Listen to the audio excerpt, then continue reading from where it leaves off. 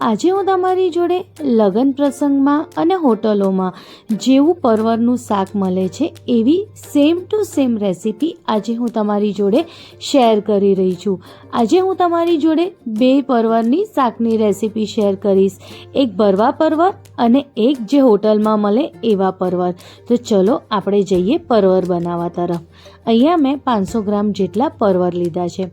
હવે આપણે છોલણિયાથી હલકા હાથેથી એની ઉપરની એક જે છાલ છે એને ધીરે ધીરે આવી રીતે આપણે કાઢવાનું છે. આપણે એને આખી છાલને નથી કાઢવાનું, ખાલી ઉપરથી આવી રીતે જ આપણે સહેજ જ એને છોલવાનું છે. હવે આવી રીતે આપણે જ્યારે છોલી લઈએ ત્યારે ઉપર અને નીચે બાજુ આવી રીતે આપણે એને કાપી લેવાનું છે. બધા પરવરને આપણે આવી જ રીતે છોલીને કાપીને રેડી કરી દેવાના છે, કંઈક આવી રીતે. હવે આપણે એનો મસાલો બનાવવાનો છે. એના માટે મેં એક મિક્સર જારમાં 1/4 કપ જેટલું સિંગદાણા, 1/4 કપ જેટલું મેં ચણા લીધા છે. જે ચણા માર્કેટમાં મળે છે એ જ. હવે આપણે એને સરસ રીતે ક્રશ કરી દઈશું. જો કંઈક આવી રીતે. જરૂરી નથી કે આપણે એનું પાવડર ફોર્મ બનાવીએ, થોડું દરદરું હશે તો પણ ચાલશે. હવે આપણે આમાં બધા મસાલાને એડ કરીશું. 1 ચમચી જેટલું અમચૂર પાવડર અને 3 થી 4 ચમચી જેટલું આપણે આમાં ધનિયા પાવડર એડ કરવાનું છે.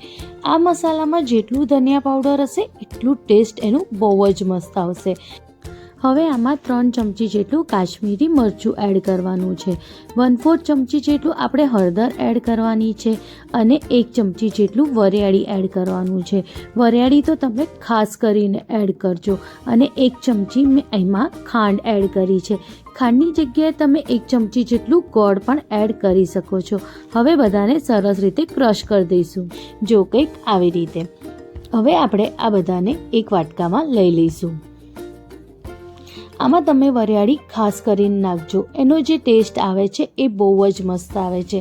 હવે આપણે આમાં 2 ચમચી જેટલું તલ એડ કરીશું. આમાં મેં સફેદ તલ એડ કર્યા છે. હવે આમાં 3 થી 4 ચમચી જેટલું તેલ એડ કરવાનું છે. તેલ ઓછું વધારે તમે તમારી રીતે આમાં એડ કરી શકો છો. આપણે મસાલો એવો રેડી કરવાનો છે જેથી એ સરસ રીતે બાઇન્ડ થાય. હવે મેં આમાં 1 ચમચી જેટલું આદું અને મરચાંની પેસ્ટ એડ કરી છે. આ ઓપ્શનલ છે. હવે આપણે કંઈક આવી રીતે બધાને વચ્ચેથી આવી રીતે ચીરો પાડીને એની અંદરથી આવી રીતે જે આ બિયાનો ભાગ હોય એ કાઢી લઈશું. આની અંદર જે સારા બિયા હોય એટલે જે પાકેલા બિયા ના હોય એ આપણે આ શાકમાં વાપરીશું. પણ જો કંઈક આવી રીતે પાકી ગયા હોય અને મોટા મોટા બિયા હોય એને આપણે કાઢી નાખવાનું છે. એને આપણે ખાવામાં યુઝ નથી કરવાનું.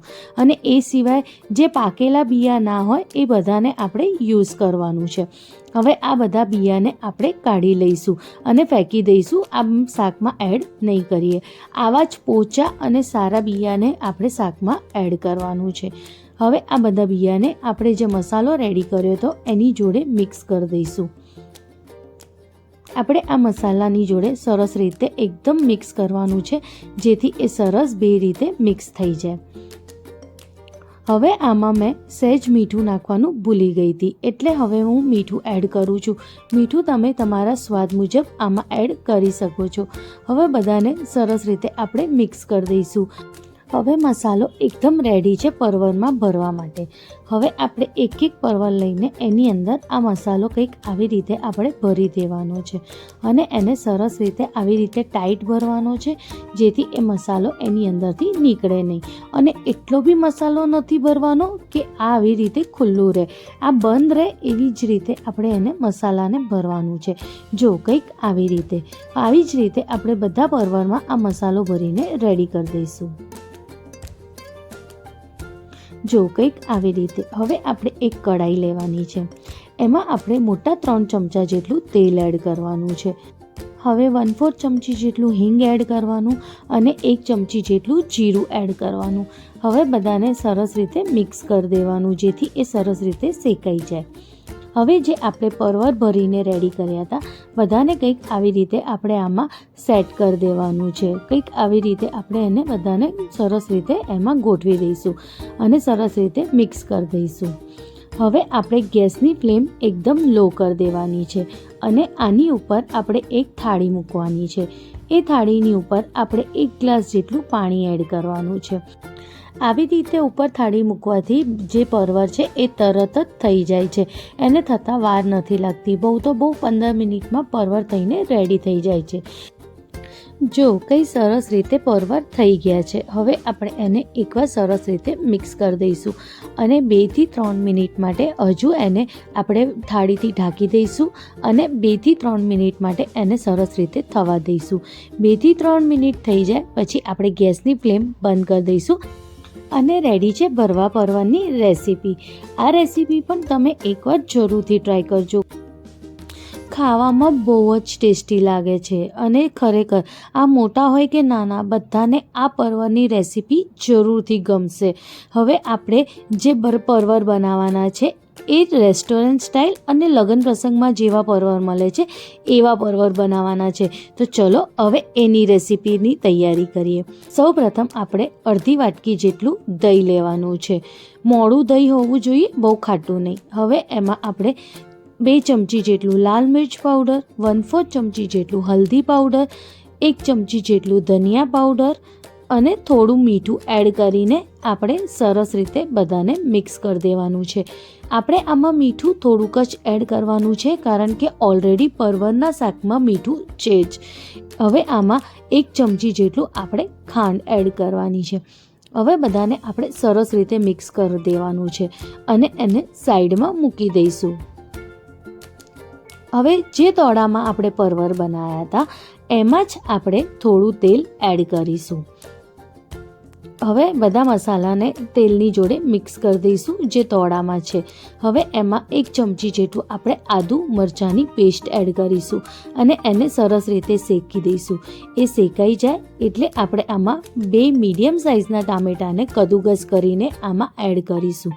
તમે એક ખટાશ ઓછી ખાવા માંગતા હો તો 1 ટામેટું પણ એડ કરી શકો છો, પણ આપણે કદુકસ કરીને જ આમાં એડ કરવાનું છે.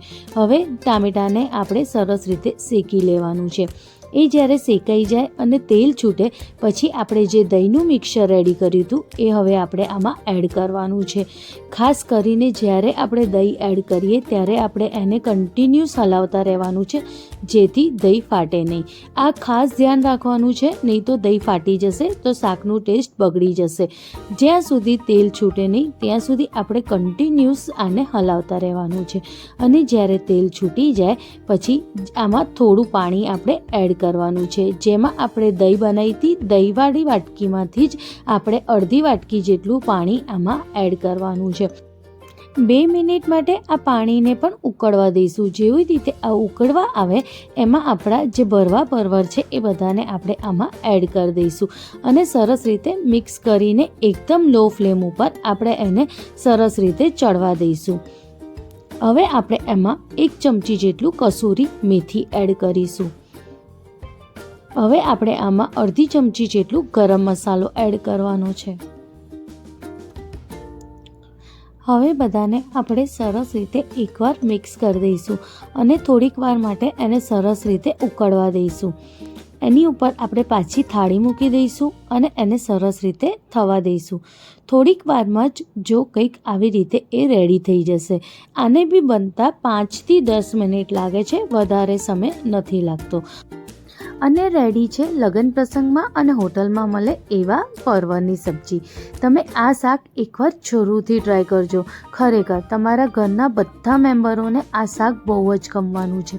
તમારા ઘરે જે પરવર ના ખાતું હોય એ બી આ પરવરનું શાક જરૂરથી ખાશે અને તમે મહેમાનોને અગર ખવડાવશો તો એ તમને રેસીપી પૂછ્યા વગર નહીં જ રહે. તમે એકવાર આ રેસીપી જરૂરથી ટ્રાય કરો અને તમને ગમે તો મારી ચેનલને લાઈક, શેર અને સબસ્ક્રાઈબ કરવાનું ના ભૂલતા અને તમારા દોસ્તો સાથે પણ જરૂરથી શેર કરજો. અને મને કમેન્ટ કરીને જરૂરથી જણાવજો કે તમારી આ રેસીપી કેવી બની હતી અને તમને કેવી લાગી. મને જ ખાતરી છે તમે મને કમેન્ટ કરીને જરૂરથી જણાવશો. Thank you.